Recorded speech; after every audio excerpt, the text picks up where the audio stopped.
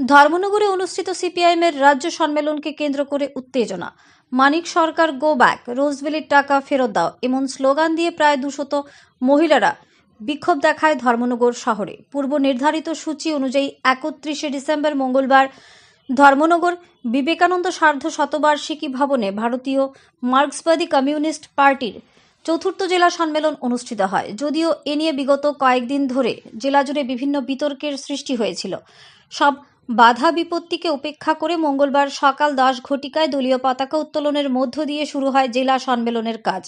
উক্ত জেলা সম্মেলনে প্রধান বক্তা হিসেবে উপস্থিত ছিলেন প্রাক্তন মুখ্যমন্ত্রী মানিক সরকার সহ সিপিআইএম এর একঝাঁক রাজ্য নেতৃত্বরা। এদিকে মানিক সরকার যখন মঞ্চে সম্মেলনের বিষয় নিয়ে আলোচনা করছিলেন, ঠিক সেই সময় কোনো রাজনৈতিক দলের ব্যানার ছাড়াই প্রায় 2 শতাধিক মহিলারা হাতে বিভিন্ন প্লে কার্ড নিয়ে মিছিল করে ধর্মনগর বিবেকানন্দ সার্ধ শতবার্ষিকী ভবনের সামনে এসে বিক্ষোভ দেখাতে থাকে। তারা স্লোগান দিতে থাকে, মানিক সরকার গো ব্যাক, আমরা গরিব, রোজভ্যালির টাকা ফেরত দাও।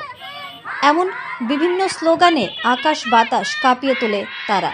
যদিও সে সময় পুলিশ, টিএসআর এবং আধা সামরিক বাহিনীর বিশাল সংখ্যক কর্মীরা প্রতিবাদকারী মহিলাদের গতি আটকে রাখে। শেষ পর্যন্ত যদিও কোনো অপ্রীতিকর ঘটনা ছাড়াই সম্পূর্ণ হলো সিপিআইএম এর উত্তর জেলা সম্মেলনের কাজ। আমাদের দেশের অর্থনীতি স্বাধীনতার ৭৮ বছর পরেও মূল ভিত্তি সেই কৃষি গভীর এবং ব্যাপক সংকটে আবর্তে হাবুডুবু করছে। কৃষি যদি সংকটাপন্ন হয়, কৃষকের জীবন সমস্যার সমাধান সুরাহা কোত্থেকে হবে? আমরা কৃষিতে কেন্দ্রীয় সরকারের যে বাজেট বরাদ্দ কমিয়ে দিয়েছে, সারের ভর্তুকি বন্ধ করে দিয়েছে, উন্নত মানের বীজ বিতরণ বন্ধ করে দিয়েছে।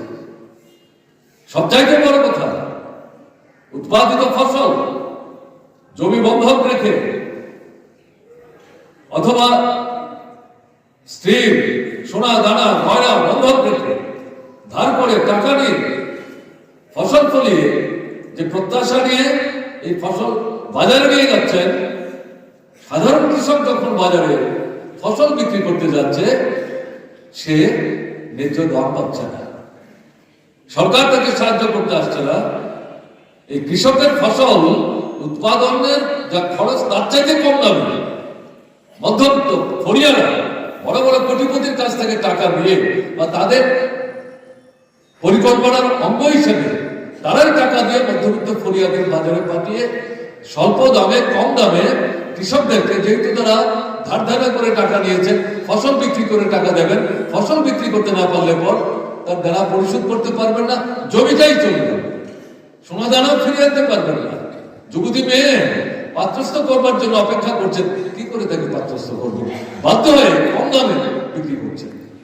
সেই সময় কৃষকের পাশে সরকারটা দাঁড়াচ্ছে।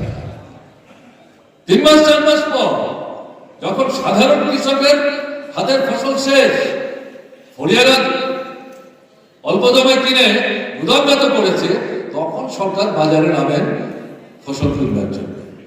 অর্থাৎ এটাও ঘুরিয়ে বড় বড় পুঁজিপতি যারা, মধ্যবিত্ত ফরিয়া যারা, তাদেরকে সাহায্য করার চেষ্টা হচ্ছে।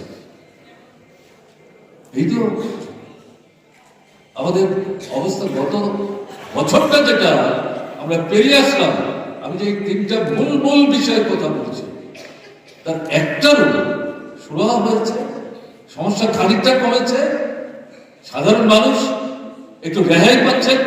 কেউ বলতে পারবেন আমি মার্ক্সবাদী কমিউনিস্ট পার্টি বা বামফ্রন্টকে যারা সমর্থন করেন তাদের কাছেই প্রশ্ন করছি না, মার্ক্সবাদী কমিউনিস্ট পার্টিকে যারা পছন্দ করেন না, বিজেপি থেকে আরম্ভ করে বিভিন্ন রাজনৈতিক দল, তাদের যারা সাধারণ মানুষ সমর্থন ভোট দেন, তাদের কাছে কিন্তু আমাদের জিজ্ঞাসা। বছর তো